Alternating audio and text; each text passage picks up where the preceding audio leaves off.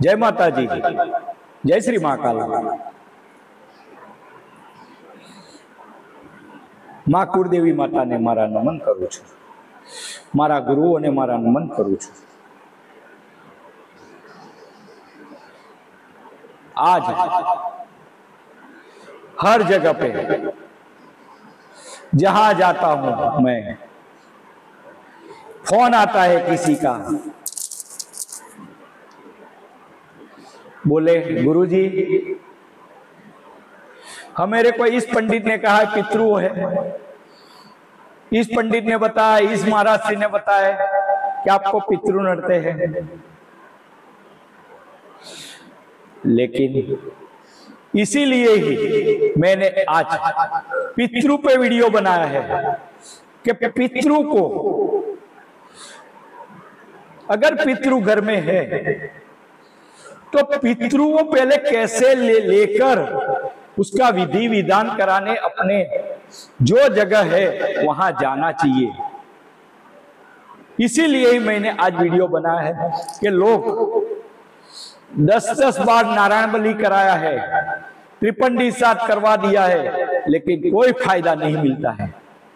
तो आज मैं आपके सामने पितृदोष का निवारण लेकर, कुल देवी का निवारण लेकर मैं आया हूं। इसके साथ में कुल देवी का भी निवारण होगा, प्रेत बाधा का भी निवारण होगा और पितृदोष का भी निवारण होगा।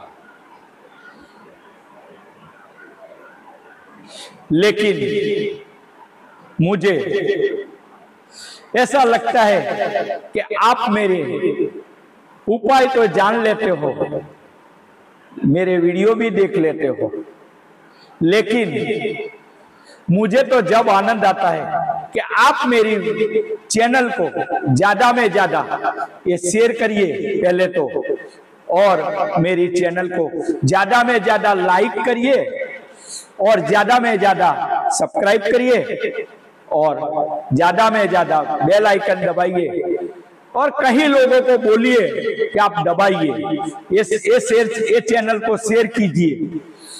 लोगों के घर में से जो चिंता है तो ये चिंता मुक्त हो जाए और कभी भी आपको 4, 5, 10 बार नारायण बलि नहीं करानी पड़ेगी या त्रिपंडी साध भी नहीं कराना पड़ेगा।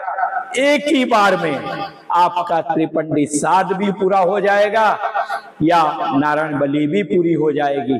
और आपके सामने अगर पूर्वज होंगे, प्रेत बंधन होंगे तो आपके सामने आ जाएगा। प्रेत से तो ऐसा क्यों होता है ये आज बता देता हूं।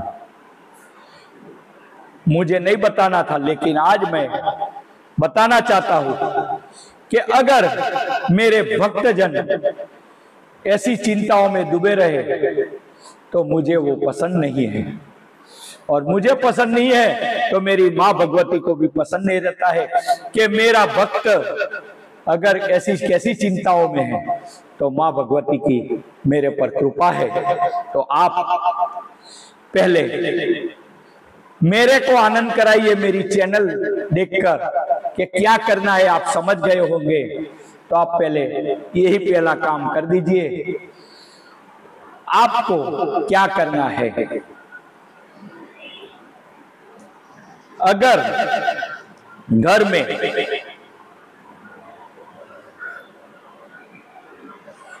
प्रेत बंधन हो जाता है, पितृओं का जो दोष आता है, इसलिए कि प्रेत बंधन हो जाता है, तो इतना पहले समझ लाना कि प्रेत बंधन है तो अपनी कुल देवी भी बंधन में है।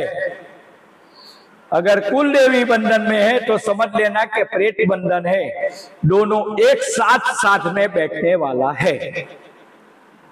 आज तक आपको एक कभी भी कोई भी वीडियो में देखने नहीं मिलेगा, और ये अनुभव है। और जितने लोगों का मैंने करवाया है आज सब लोग सुखी संपन्न होने लगे हैं। उसकी जो जिसकी नाव डूबने लगी थी वो ऊपर आने लगी है। कोई कर्जे में हो गया था तो उसका कर्जा हटने लगा है। तो ऐसी चीजों में कभी अपने को दिखाई नहीं देती है, तो ये कभी दिखाएगी भी नहीं। तो क्यों प्रेत बंधन हो जाता है? प्रेत बंधन से प्रेत बाधा भी हो जाती है। तो ऐसा क्यों? तो ऐसा होता है कि अपना कोई भी घर का सदस्य वंशज में जो हो, तो वो पहले ध्यान करिए कि अपना माता पिता का कोई भी वंश अगली ऊपर की पीढ़ी में देखना कि कोई एक्सीडेंट में के या बीमारी में के कोई आकस्मिक मृत्यु के कोई फांसी लगा दी हो, कि चाहे अकस्मात मृत्यु किसी की नदी में ऊपर से कहीं से भी गिर गया हो, न मर गया हो, मृत्यु उसकी हो गई है, तो वो हमेशा प्रेत बाधा में जाता है। ये पहले ध्यान रखना चाहिए। और प्रेत बंधन में जब जाता है तो उसका प्रेत बंधन में जाने के लिए ही पहले दिन से ही अच्छा पंडित लाना चाहिए, अगर उसको रोकना है तो। लेकिन आजकल पंडित को अपने पैसा देखता है कि नहीं नहीं नहीं, इतना पैसा ज्यादा है, 2000 में कहां भी पट जाता है। लेकिन मैं इतना कहता हूं कि आप नवचंडी कराओगे, वहां 5000 कम दोगे तो चलेगा, लेकिन प्रेत जब पितरों का जब कराते हो श्राद्ध के कुछ भी, तो कभी भी ब्राह्मण को खुश रखना। जब ब्राह्मण खुश होंगे तो पितृ पर खुश होंगे, और जरूर पितृ आपको खुश करोगे, और आगे आगे अपना वंश भी बढ़ता जाएगा। इसीलिए ये जब कोई आकस्मिक होता है, प्रेत बंधन हो जाता है, तो इसमें पहला क्या करना पड़ेगा ये आज बता देता हूं। जब अपने को ऐसे लगते हैं कि पितृदोष है, तो पितृदोष जाता भी नहीं है, तो इसमें पहले क्या करना पड़ेगा आपको?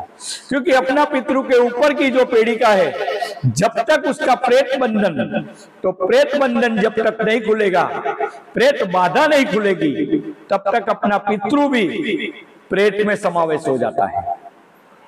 अगर ये प्रेत में समावेश नहीं करना है, उनका निराकरण अपने को करना है, और कुल देवी को भी अपने साथ रखना है, तो पहले ये ध्यान रख ले कि मालूम नहीं है तो अपने छेल जिसे लास्ट में कौन गुजर गया है, कौन सी तिथि पे गुजर गया है, ये ध्यान कर लेना। और 2 तीर्थ स्थान बताया गया है गरुड़ पुराण में, मातृ गया और पितृ गया। तो मातृ गया का है गुजरात में सिद्धपुर में है, और पितरों का बिहार में गया जी है, पटना के पास, जो बौद्ध गया के नाम से पहचानते हैं। वही होगा जब प्रेत बंधन का होता है तब। आप जब जाओगे तो जब प्रेत बंधन का होता है तो ये सब लेकर क्या करना है, तो पहले तो एक काला कपड़ा लेना है, एक लाल कपड़ा लेना है, और एक व्हाइट कपड़ा लेना है। 3 कपड़े लेना है, और कपड़े ऐसा होना चाहिए कि पूरा नारियल को गठान जैसे बांध देना, इतना होना चाहिए, इतना बहुत बड़ा भी नहीं लेना है।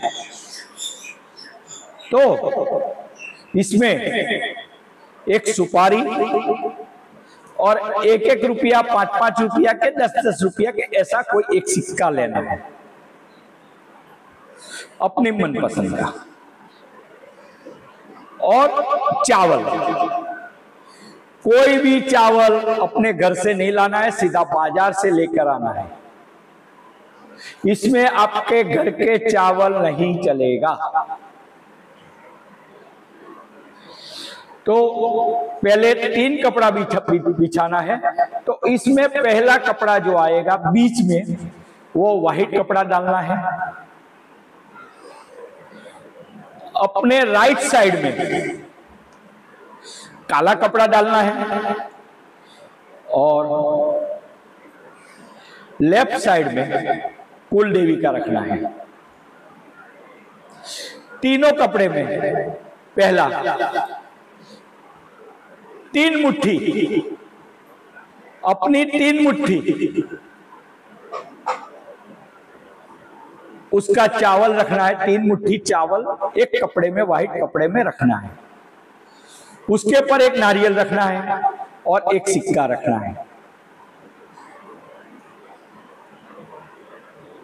ऐसे तीनों में वैसे ही रखना है।